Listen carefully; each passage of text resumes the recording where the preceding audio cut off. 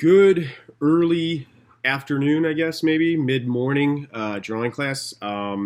This is obviously the first time that I haven't been in class. Hopefully, as you guys are watching this right now, you've been directed to my website to be able to view this video and get a better understanding for what it is you guys are working on. We're kind of in an area of flux right now, not really being stable with kind of what's going on in routines. You guys aren't working necessarily on a final drawing, but you haven't really started anything yet either. We've been doing a lot of classwork together, and today I want to kind of give you guys an opportunity. It was always my idea to give you guys an opportunity to do some of these exercises now independently, not necessarily together. But since I'm not going to be here, I have to kind of explain to you guys what you have available to you guys for choices.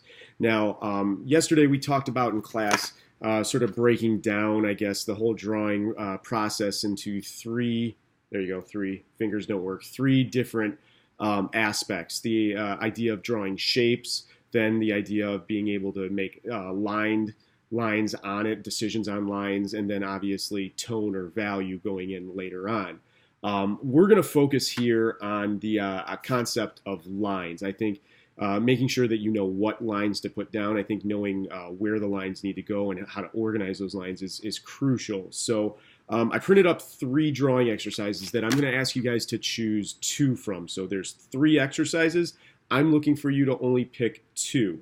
The drawing exercises can be picked up off of my table over here. I've got them organized and stacked up. And you'll notice, well, there we go. I just lost the third one. You'll notice that they do have sort of brief explanations at the top, okay? Brief explanations at the top. And it doesn't matter specifically which one you guys want or which two you guys pick, but I want to make sure that you guys pay attention to the specifics of the assignment, because I think especially here with the group that we've got, it's very, very easy to kind of get confused as to what it is you're doing. So I'm going to take a couple seconds here just to kind of briefly go over the meaning behind each exercise and allow you guys the rest of the time to figure that out. This video will go a little bit longer than I normally have, but rest assured I don't think it's going to be that big of a deal. Now, drawing exercise number one, you'll notice, is a little bit weird because the actual image that you guys are going to be drawing or sketching off of is actually upside down. This is an illustration. It's not done by me. It's done by another artist. But this is a really good technique to get to make sure that your eyes and brains are communicating to your hand the proper way. And basically the concept is pretty simple. Instead of looking at this object that you're trying to draw the way that we already know it should be, that is the right way up, flipping or inverting the object so that it's upside down tricks the eye and tricks the brain to start looking a little bit better at some of the shapes you've got rather than trying to put it together. I mean, if we flip this over, you can see that it's just simply a cartoon drawing of a character, but our brains try to piece together, the feet and the legs before we've even drawn the shape of an individual foot, or they try to draw the fist without necessarily understanding what each individual finger looks like. So when we're looking at things straightforward, our brains are already acting or thinking a little bit faster than they should have.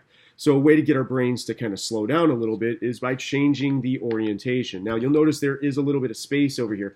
What I'm looking for you guys to do, if you choose this as one of the two exercises that you're going to be working on for the hour, is to simply use this space to carry over the lines that you've got drawn over here. So for example, what you're looking at on this side of the paper, carry over that drawing over here. Now this could be getting a little confusing to some of you guys. So one little tip that I recommend is with a blank sheet of paper, just a simple blank sheet of paper. It might be easier to cover up the majority of the drawing. And you can do this with scrap paper, you can do this with your sketchbook, you can do this with your arm. But cover up the majority of the drawing so that only a little bit of it is exposed, and carry over what you see here, and then slightly move either the paper or shift up the worksheet up or down, depending on which one you're moving, and expose a little bit more of the drawing so that you can kind of go through and draw. Eventually what you'll do is eventually expose the whole drawing and be able to build upon the lines that you've already drawn. The goal here, and this might be a little uncomfortable, but the goal here is just simply to draw something that you don't necessarily or aren't necessarily comfortable with, but has a different orientation. So your brain kind of has to stop rushing through what it's seeing. Now, exercise 2, which I just put down in front of me, is also a little bit different. We started talking about this a little bit yesterday at the conclusion of yesterday's class, and we didn't necessarily get into it, but it kind of follows along with the ideas of 2 different styles of line. When we walked out of class yesterday, I had you guys thinking about something called contour line drawings. And a contour line drawing or a contour line is simply just a line that follows the necessary information of an object. You'll remember I kind of had you guys put your hand down flat and trace out the outline of your hand, and that tracing was a contour line. For this second drawing exercise, all you'll be doing in this space or area down here is drawing the contours of the object, this little mixing machine. But I want you to pay attention specifically to the way that the electrical cord is situated in the image, but also wrapping around the object, going behind and on top and coiling over itself. These are lines that you have to be aware of, and I think it's something that you probably want to try to stress to pick your pencil up minimal amount of times as you possibly can.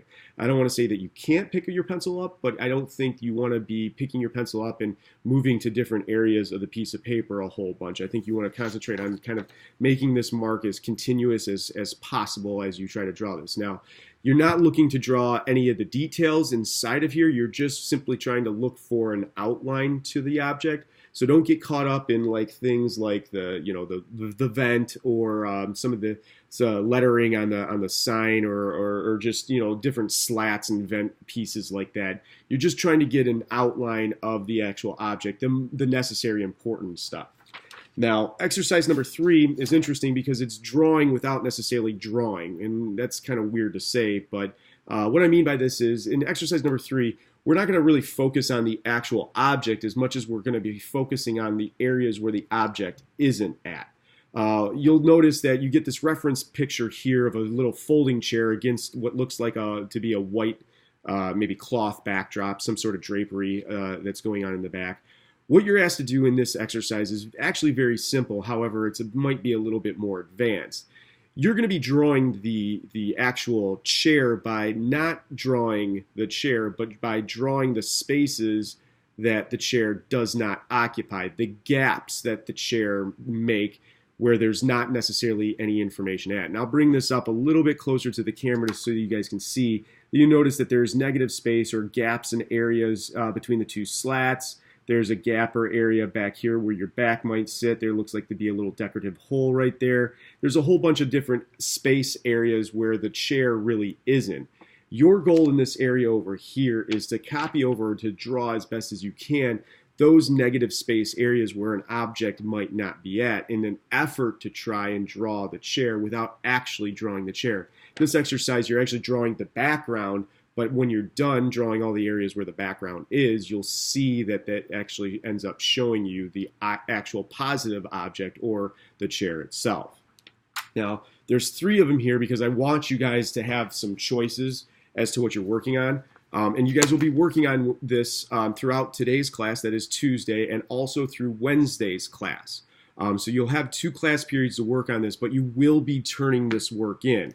This is a little bit different than what you guys have done in the past, so be aware of the fact that this is going to be a project, or I'm sorry, an assignment that is turned in, and I am looking for you guys to be working through the time that I'm not there and the time that I will be there on Wednesday when I return to class.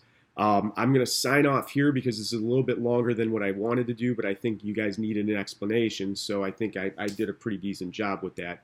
And I will see you guys when I return to class on Wednesday the 25th. All right?